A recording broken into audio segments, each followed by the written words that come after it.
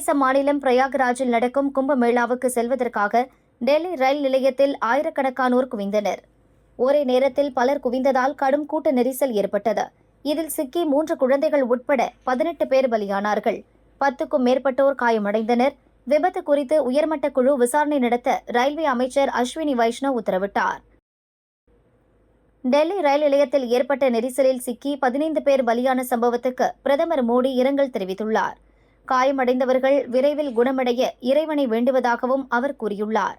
இதேபோல் மத்திய அமைச்சர்கள் அமித்ஷா, ராஜ்நாத் சிங், உத்தரப்பிரதேச முதல்வர் யோகி ஆதித்யநாத் உள்ளிட்டோரும் பலியானவர்களின் குடும்பத்தினருக்கு இரங்கல் தெரிவித்துள்ளனர். டெல்லி ரயில் நிலையத்தில் பயணிகள் கும்பமேளா செல்வதற்காக உத்தரப்பிரதேசம் செல்லும் ரயில்களில் ஏற முண்டியடித்ததால் 18 பேர் பலியாகினர். நெரிசலில் சிக்கி இறந்தவர்களின் குடும்பத்திற்கு ராகுல் இரங்கல் தெரிவித்துள்ளார். கும்பமேளாவுக்கு அதிக அளவில் மக்கள் செல்வதை கருத்தில் கொண்டு அதற்கேற்ப ஏற்பாடுகள் செய்திருக்க வேண்டும் என கூறியுள்ளார். மும்மொழிக் கொள்கையை ஏற்கும் வரை தமிழகத்துக்கு நிதி கிடையாது என கூறிய மத்திய அமைச்சர் தர்மேந்திர பிரதானுக்கு முதல்வர் ஸ்டாலின் பதிலளித்துள்ளார். மும்மொழிக் கொள்கையை ஏற்கும் வரை தமிழகத்துக்கு நிதி கிடையாது என்று பிளாக்மெயில் செய்யும் தடித்தனத்தை தமிழர்கள் பொறுத்துக் கொள்ள மாட்டார்கள். எங்கள் உரிமையை தான் கேட்கிறோம். உங்கள் தனி சொத்தை கேட்பது போல் திமிராக பேசினால் தமிழர்களின் தனி குணத்தை டெல்லி பார்க்க வேண்டியிருக்கும் என கூறியுள்ளார். டெல்லி ரயில் நிலையத்தில் கூட்ட நெரிசலில் சிக்கி பலியானவர்களின் குடும்பத்துக்கு 10 லட்சம் ரூபாய் நிவாரணத் தொகை வழங்கப்படும் என ரயில்வே நிர்வாகம் அறிவித்துள்ளது.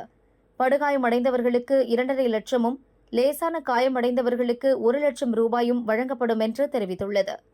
டெல்லியில் நடந்த விபத்தானது ரயில்வேயின் தோல்வியையும் அரசின் உணர்வின்மையையும் எடுத்துக் காட்டுவதாக லோக்சபா எதிர்க்கட்சித் தலைவர் ராகுல் கூறியுள்ளார். இதழியலில் 100 ஆண்டு காலமாக இயங்கி வரும் விகடன் இணையதளம் முடக்கப்பட்டதற்கு முதல்வர் ஸ்டாலின் கண்டனம் தெரிவித்துள்ளார். கருத்துக்களுக்காக ஊடகங்கள் முடக்கப்படுவது ஜனநாயகத்துக்கு அழகல்ல. பாஜகவின் பாசிச தன்மைக்கு இது எடுத்துக்காட்டாகும். முடக்கப்பட்ட இணையதளத்துக்கு உடனடி அனுமதி வழங்க வேண்டும் என்றும் கூறியுள்ளார்.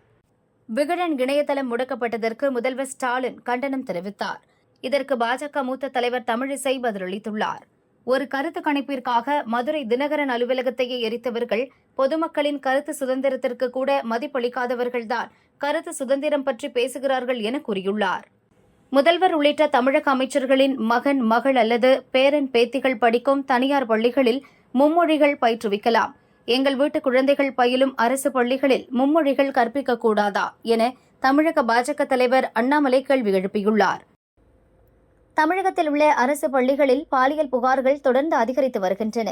இதனால் அரசு பெண்கள் பள்ளிகளில் ஆசிரியர்களை மட்டும் நியமிக்க வேண்டும் என்ற கோரிக்கை எழுந்துள்ளது.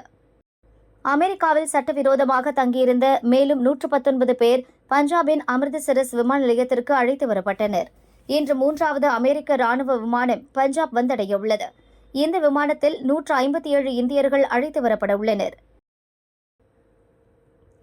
தமிழகத்தில் +2 மாணவர்களுக்கு மார்ச் 3ஆம் தேதியும், +1 மாணவர்களுக்கு 5ஆம் தேதியும், 10ஆம் வகுப்பு மாணவர்களுக்கு 28ஆம் தேதியும் பொதுத் தேர்வுகள் துவங்குகின்றன.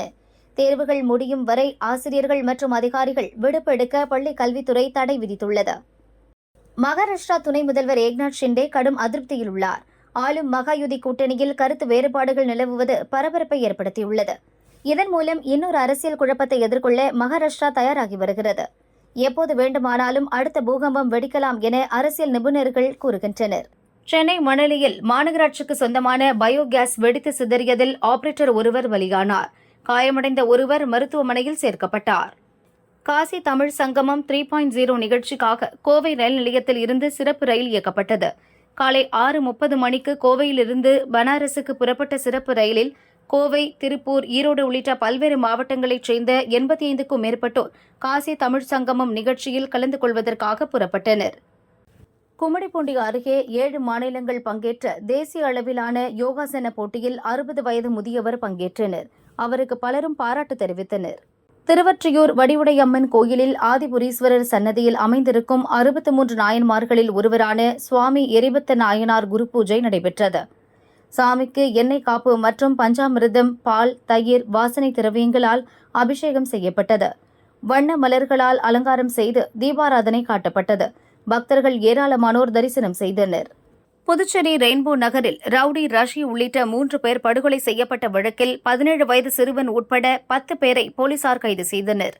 அவர்களிடம் டிஐஜி சத்யசுந்தரம் 3 மணி நேரம் தீவிர விசாரணை நடத்தினார். இந்த வழக்கில் மேலும் தலைமறைவாக உள்ள நபர்களை போலீசார் தேடுகின்றனர். கள்ளக்குறிச்சி மாவட்டம் திருக்கோவிலூரில் இருந்து கொல்லிமலைக்கு 15 பேர் சுற்றுலா வேனில் சென்றனர். செங்கனாங்கொல்லை புறவழிச்சாலை பஸ் நிறுத்தம் அருகே சென்றபோது கீரை வியாபாரி ராமச்சந்திரன், மணிவண்ணன் ஆகியோர் சென்ற பைக் மீது நேருக்கு நேர் மோதியது. இதில் பைக்கில் வந்த ராமச்சந்திரன், மணிவண்ணன் ஸ்பாட்டிலேயே பலியானார்கள். வேன் கவிழ்ந்ததில் 5 பேர் காயமடைந்தனர். திருக்கோவிலூர் போலீசார் விசாரிக்கின்றனர். அமெரிக்காவில் கல்வி பயிலும் இந்திய மாணவர்களால் அந்நாட்டுக்கு ஆண்டுதோறும் 69,000 கோடி வருவாய் கிடைப்பதாக அந்நாட்டு அரசு கணக்கிட்டுள்ளது. அமெரிக்கா முழுவதும் சுமார் 3 லட்சத்துக்கும் மேற்பட்ட இந்திய மாணவர்கள் படிக்கின்றனர். கோவையில் நடந்த 9வது ஹாப்பி ஸ்ட்ரீட் நிகழ்ச்சியில் நடந்த கரகாட்டம், ஒயிலாட்டம், சிலம்பாட்டம் மற்றும் பறை இசை நிகழ்ச்சிகள் உள்ளிட்ட பல்வேறு பாரம்பரிய கலை நிகழ்ச்சிகள் பொதுமக்களை கவர்ந்தன. தனியார் கல்லூரி மாணவர்கள் நடத்திய போதைப் பொருட்களுக்கு எதிரான மைம் நிகழ்ச்சியை அனைவரும் கண்டு ரசித்தனர். நடிகர் சத்யராஜன் மகள் திவ்யா சில நாட்களுக்கு முன்பு முதல்வர் ஸ்டாலின் முன்னிலையில் திமுகவில் இணைந்தார். திவ்யாவுக்கு திமுக தகவல் தொழில்நுட்ப அணியின் துணை செயலாளர் பொறுப்பு வழங்கப்பட்டுள்ளது.